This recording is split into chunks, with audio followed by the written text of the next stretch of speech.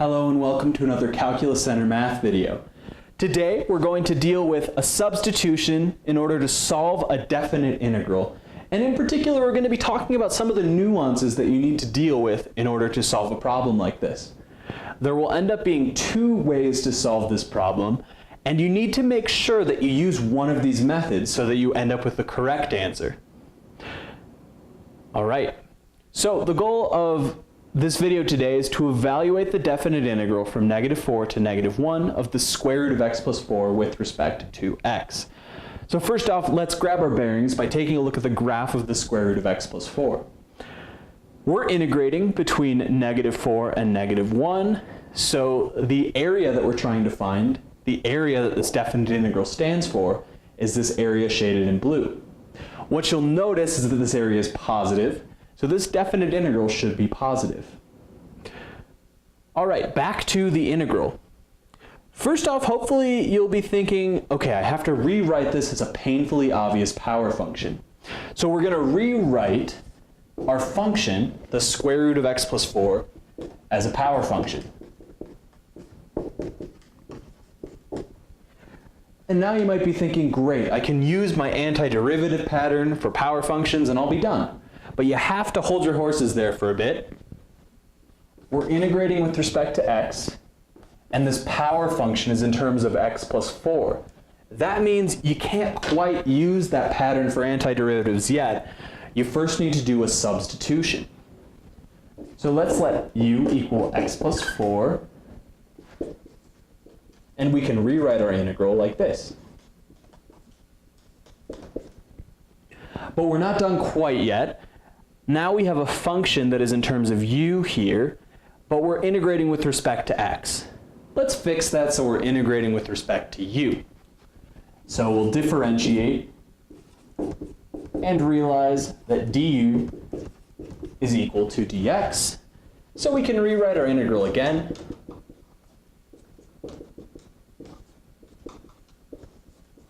And we end up with this integral.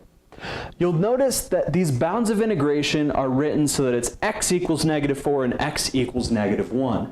This is absolutely crucial. Remember, your bounds of integration were x bounds of integration because our original function was in terms of x. We haven't changed them to being in terms of u yet, so that means that we need to write x equals -4 and x equals -1 to remind yourself and somebody who's reading your work that these are x values. Let's say though that you forgot those x values. Why do they matter? We'll take a look at the graph of u to the 1/2. You'll notice that if we look between u equals -4 and u equals -1, there's no function. U to the 1/2 does not exist in between u equals -4 and -1, so there's no function to integrate. But we know that the value of this definite integral should be positive, so there is something that we need to integrate here. Well, we can change the bounds of integration to realize what we should integrate to and from. And if you're an eagle-eyed viewer, you'll notice that the square root of u, when we graph it, is just the square root of x plus 4 shifted 4 units to the right. So it stands to reason that our bounds of integration should also shift 4 units to the right, and we should integrate between u equals 4 and u equals -1, and u equals 3. But what if you didn't have a graph, or what if you didn't notice that the square root of u is just the square root of 4 shifted 4 units to the right? Well, you can also use the fact that u equals x plus 4 to notice that, okay, when x is -4, u is equal to -4 plus 4, which is 0. And when x is -1, we can use that equation again to deduce that u is equal to -1 plus 4, or 3. And then we end up with the exact same integral. At this point, we don't need to write u equals 0 and u equals 3 for our bounds because the rest of the integral is in terms of u. So if we drop these u equals, you or your reader will not be confused. You'll know that these are definitely u values. All right, so at this point our power function's in terms of u, we're integrating with respect to u, so you can use your antiderivative pattern for power functions and the fundamental theorem of calculus, of course, in order to finish off this definite integral. So pause the video now and make sure that you can work through the rest of this problem. When you hit play again, we'll go through one other method that you can approach to take down this problem, and then we'll arrive at the answer so you can check your work.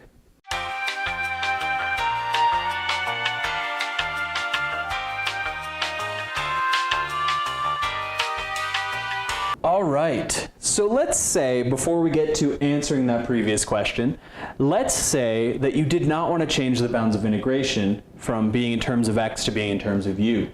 Well, there's one alternative route you can take, and this alternative route involves first taking the antiderivative of u to the 1/2, so you end up with 2/3 u to the 3/2, and we want to evaluate this in between x equals -1 and x equals -4 because of the fundamental theorem of calculus. But what you'll notice is that the values we need to plug in are x values, whereas the function is stated in terms of u. One of these needs to change so that they match up and we can plug the values into the function. So let's change the antiderivative to be in terms of x. Well, we can do that using the fact that u is equal to x plus 4. And now we can evaluate this antiderivative from x equals -4 and x equals -1 and end up with an answer of 2/3 times 3 to the 3/2. This is also the same answer you should have gotten from before the break when you paused the video. Both of these methods are going to match up and get you the exact same answer. However, you do need to use one of these methods. You need to either A, change the bounds of integration, or B, anti-differentiate and then change the variable of that function to be back in terms of the original variable. Make sure you do one of these methods or something weird is going to happen and you're most likely going to get the incorrect answer. For example, if we hadn't have changed the bounds of integration originally, we would have realized that we weren't integrating any function. You'll end up with the same kind of dilemma if you don't change the bounds of integration or change the variable of the antiderivative later. Okay. So now at this point I suggest trying some practice problems that involve a definite substitution. If you're still struggling, go back and rewatch parts of this video to understand the method better. And if you're still struggling after that, then feel free to come on down to the Calculus Center and somebody will be there to help you. In the meantime, happy math and we'll see you in the Calculus Center. Goodbye.